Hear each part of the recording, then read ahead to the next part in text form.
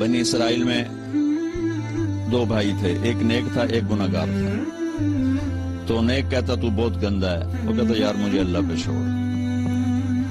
وہ روز اس کو تو بڑا گندا ہے، وہ کہتا یار مجھے اللہ پہ چھوڑ. تو ایک دن کہنے لگا تیری بخشش نہیں ہو سکتی اللہ کی قسم. قسم اٹھا لی، وہ دونوں مر گئے. تو اللہ نے وہ اس عابد سے کہا تو نے اتنی بڑی قسم کیوں اٹھائی کہ اس کی بخشش نہیں ہو سکتی؟ تو ٹھیکیدار، چل بھائی تو جا جنت میں. اگر تو نے میری رحمت کو پابند کیوں کیا؟ اس کو ڈالو جہنم. تو کسی مسلمان کو حقیر نہ سمجھ، سب کو عزت دو. ہمارا کام تو گلے لگانا ہے، نہ کہ نفرت کرنا. مثلا ایک آدمی آپ کا نزدیک غلط ہے تو وہ سمجھو وہ مریض ہے، تو مریض کا علاج ہوتا ہے کہ مریض کو ہسپتال سے نکالا جاتا ہے. تو بھائیو میں آپ کی منت کرتا ہوں کہ یہاں آپ امت بن کے رہو، مسلم بن کے رہو. جو تمہارا عقیدہ ہے، جو تمہاری سوچ ہے، اس کو گلے سے لگا کے رکھو. دوسروں کو احترام دو، عزت دو، سب کو اپنا سمجھو. سارے ہم نے تو غیروں کو اپنا بنانا تھا، ہم نے اپنوں کو غیر بنا تھا.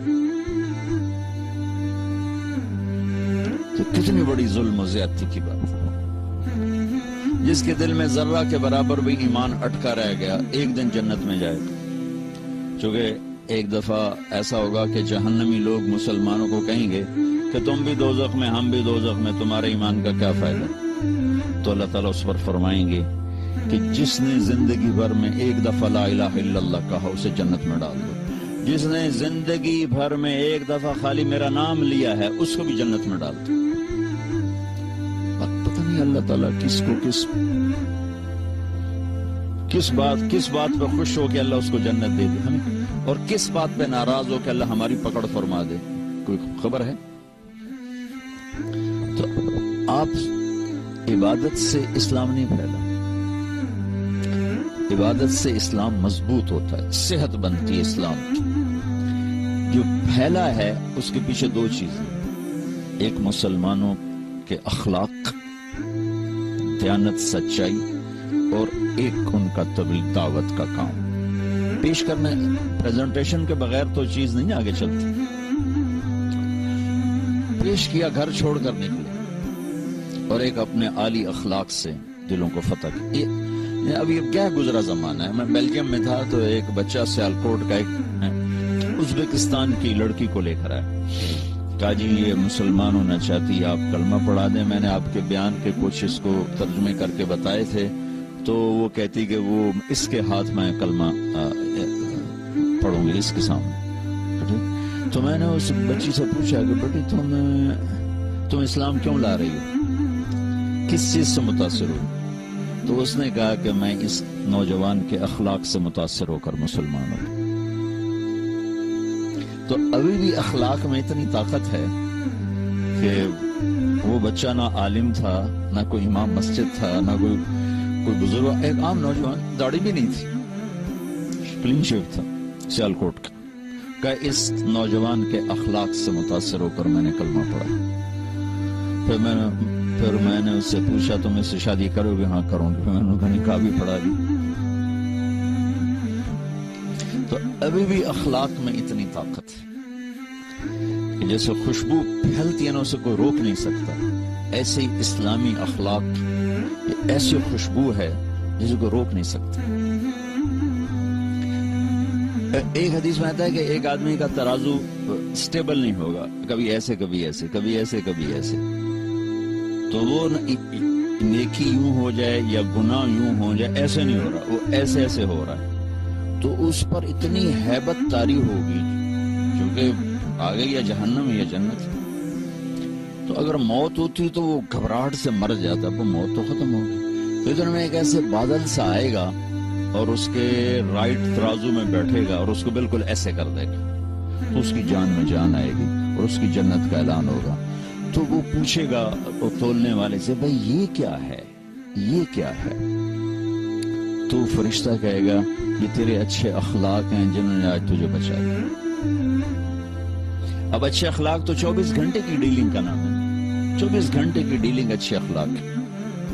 عبادات 24 گھنٹے ہو نہیں سکتی، سارا سال روزہ رکھنے والا کوئی نہیں مل سکتا، ساری رات جاگنے والا کوئی کروڑوں میں شاید کوئی ایک ہوگا، لیکن یہ ڈیلنگ تو میں ہر بیوی سے ہے، بچوں سے ہے، دوستوں سے ہے، نوکر سے ہے، ملازم سے ہے، دوسروں اپنوں سے ہے، غیروں سے، غیر مسلم سے۔ آپ کی تو غیر مسلم سے بھی ڈیلنگ ہے۔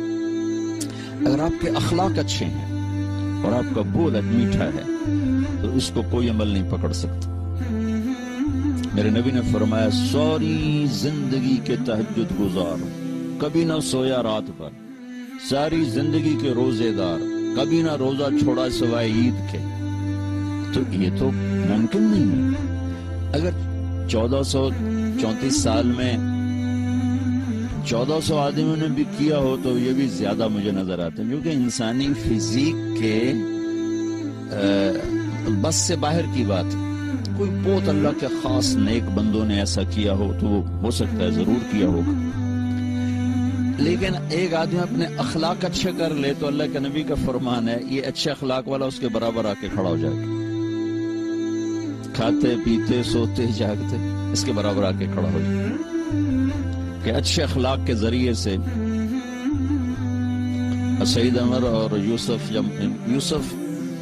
یہ جو ہمارا محمد یوسف کرکٹر تھا نا، جب سعید انور تبلیغ میں لگا تو پھر اس کو فکر چڑھا یوسف یوحنا کا، پہلے تو تھا کوئی، ایک جگہ یوسف بیان کر رہا تھا، میں بھی بیٹھا تھا، کہنے لگا میں حیران ہوں، میں 10 سال ان کے ساتھ میں نے کرکٹ کھیلی، کسی نے مجھے اسلام کی دعوت نہیں تھی، اتنے یہ اپنے کام سے دور ہو گئے، اپنے منصب سے دور ہو گئے کہ 10 سال میں ان کے ساتھ رہا، کسی نے مجھے آدھے زبان سے بھی نہیں کہا کہ یار کلمہ پڑھ لیں۔ یہ تو سعید انور تبلیغ میں لگا تو اس کو فکر چڑھا، وہ پھر اس کو لے کر میرے بیانوں میں لاتا رہا، چھپا کے لاتا تھا، چھپا کے، یعنی میں یوں بیٹھا ہوں، مجمع یوں بیٹھا ہوں تو اس کو بیک ڈور سے لاتا تھا اور ایسے صوفوں کو پیچھے بٹھا دیتا تھا، یہ اس کے ساتھ کرتے کرتے کرتے کرتے آخر اللہ نے اس کے دل میں ایمان ڈال دیا اور مسلمان ہو گیا۔ تو پھر اس نے کہا کہ میں بھی ظاہر نہیں کر سکتا، میں چاہتا ہوں میری بیوی بھی کلمہ پڑھ لے پھر ظاہر کروں، میں نے کہا ٹھیک ہے، تو 3 سال بعد اس کی بیوی نے بھی پڑھ لی، تو یہ دونوں میرے پاس آئے، کہنے لگے ہماری طاقت لگ گئی ہے کرکٹ پر، تو جنت کا شارٹ کٹ بتاؤ، شارٹ کٹ۔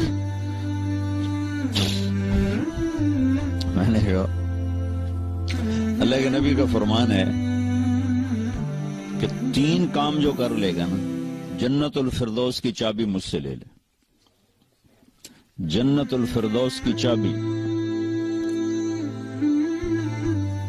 ایک توڑنے والے سے جوڑے، ایک حق سے محروم کرنے والے کو اس کا حق دے، اور ایک زیادتی کرنے والے کو معاف کر دے، اور جنت الفردوس کی چابی لے لے۔ کہنے لگے تھا اوکھے کام میں کوئی سوکھے داس